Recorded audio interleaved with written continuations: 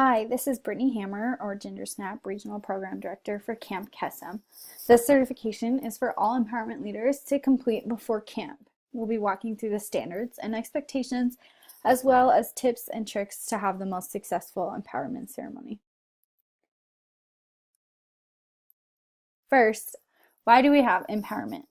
This is one of our key programs we offer during the week of camp that truly sets us apart from other summer camps. Empowerment exists to celebrate and empower one another, to build a sense of community and strength through supporting one another, to give campers the opportunity to share their personal experiences, and so that our campers know that they never have to face what they are going through alone. We don't want this to be a sad day at camp. Empowerment should be a positive, impactful, powerful time of camp, and our campers should finish empowerment feeling connected to the Kesem community and strengthened by the experience. The rest of this training will cover how to create this kind of experience, and as long as you plan ahead, your campers will have a wonderful empowerment ceremony.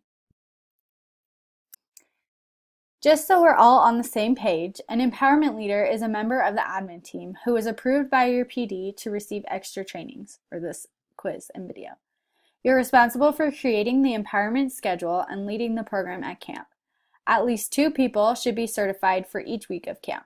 For example, if you have 2 weeks of camp, you may have 4 separate empowerment leaders, 2 for each week of camp. You may also decide to have a certified empowerment leader for each breakout group you have, which we will talk about later. If you have any questions on who should be completing this training, please talk with your program director. There are some important details in planning the basics of empowerment. You definitely need to plan ahead. This is not something you should wait to plan until camp. It's one of the most important and memorable parts of camp, so treat it like it is and put the effort in ahead of time. Work with the operations team to set aside 2 to 3 hours in the schedule for empowerment. The actual empowerment ceremony schedule is due to your program director for review by April 15th, so make sure you give yourself time to complete this. As for timing, empowerment should take place in the afternoon between lunch and dinner.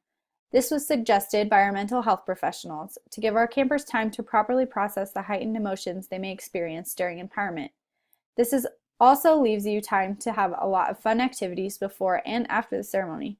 Sending campers directly to cabin chat in bed without having enough time to process, talk with others, and have an uplifting experience can be very unhealthy for their mental state. Exceptions must be approved by your program director and their manager.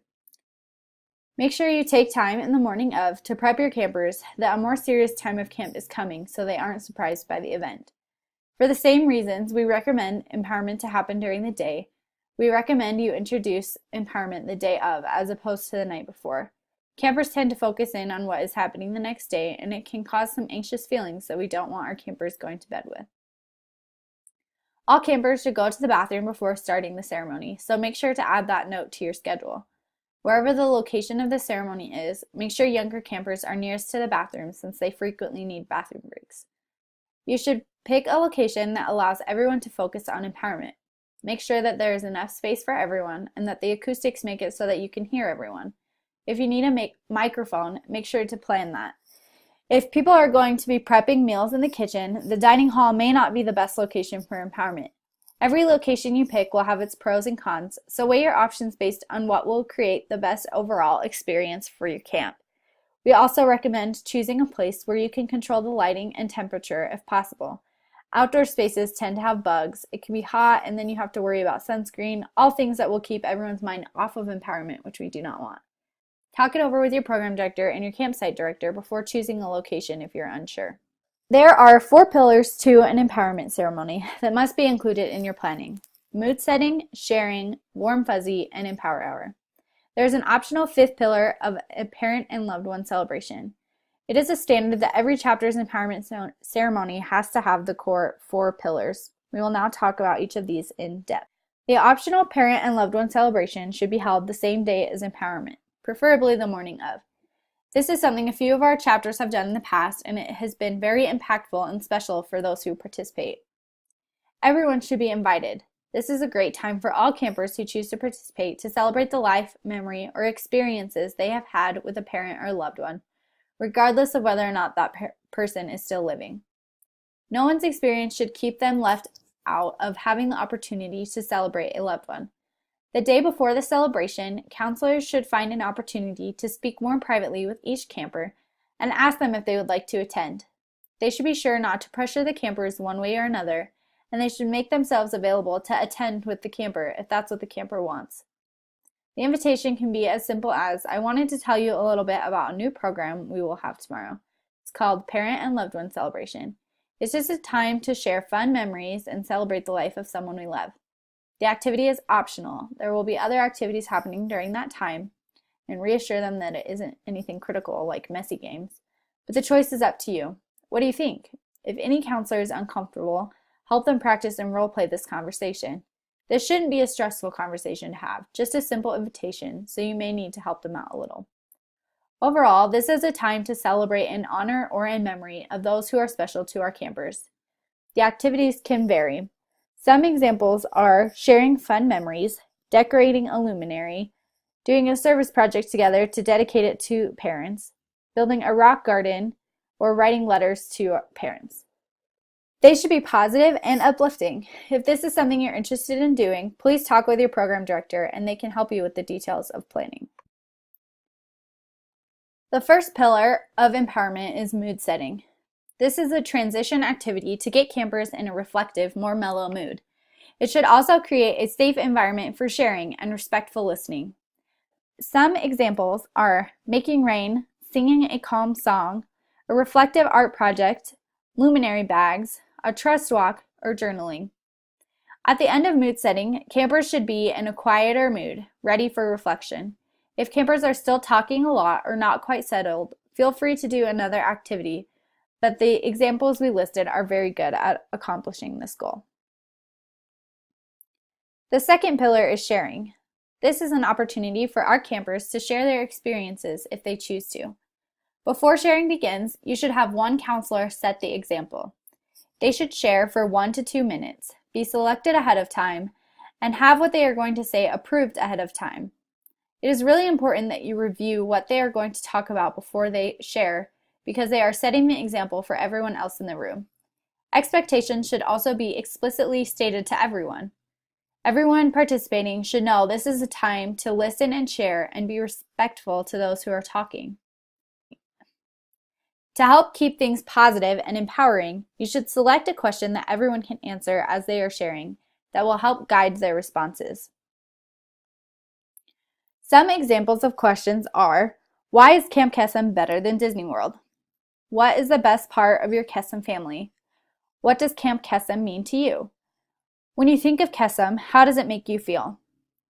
Share some aspects of Camp Kesem that you can bring home with you. Any question you ask should be positive and bring positive answers out of the campers. Note that some might go in a different direction, and that's okay. Every chapter will need to figure out the size of sharing groups. Some chapters split up their camps into separate empowerment groups for the entire ceremony, while other chapters start together for mood setting, then split for sharing groups, and come back together at the end. Any way you choose to do it is great. Each sharing group should have an MC.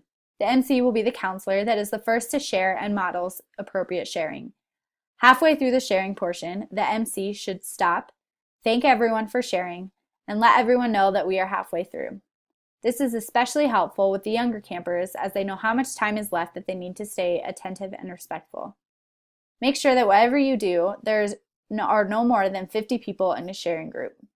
These groups should be separated by age. This is very important so we can ensure that the sharing is appropriate for those listening. If siblings request to be together, the older campers should go to the younger group, again to ensure the younger campers aren't hearing teenage level topics. We recommend splitting into smaller groups by unit or cabin. 10 to 20 people in a group is ideal. We also split up so that we can manage time well. It can be very easy for an empowerment to last for 5 hours if we aren't intentional about group sizes.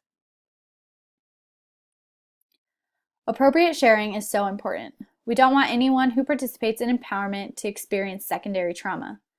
First, always know that counselors are welcome to share, but they need to remember and be reminded the night before that all campers should have the opportunity to share and their sharing should be the priority. If there is a pause in sharing, that is the perfect time for a counselor to answer the prompt question. All counselors should be reminded about appropriate sharing guidelines the night before empowerment at staff meeting. These guidelines are listed in the Empowerment Guide in the Central Resources table. Also, make sure that all counselors know and remember the question from the beginning and use it to guide their response. A great way to make sure counselors are able to share and process their feelings and emotions is to have a counselor empowerment program. We recommend having one program prior to camp to train the counselors in what to expect and also give them an opportunity to share. You can also have another the night after or when camp is over. Note, having an empowerment the night after will disclude the counselors who are on night watch. Keep in mind that doing this allows counselors to share what they want without taking the focus away from the campers. Make sure to prepare counselors ahead of time, just like we prepare campers. Have them plan what they will share so they have something to default to. It can be so easy to get caught up in the emotions of empowerment, and we want to make sure counselors continue to share appropriately. Also, make sure that they know what to do in the event that campers share something sensitive and how they respond. For example, if a camper discloses abuse or other serious events, a counselor needs to know that they should go to the camp advisor and MHP to report that disclosure.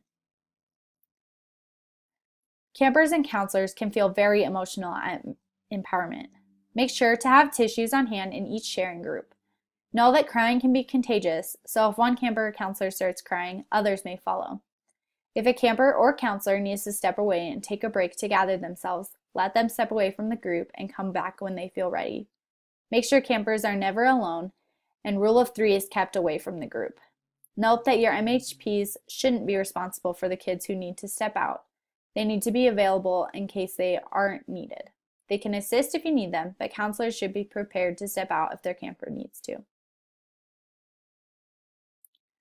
Just like we had to transition into the sharing portion, we want to effectively transition out of the sharing portion. We do this through Pillar 3, the warm fuzzy.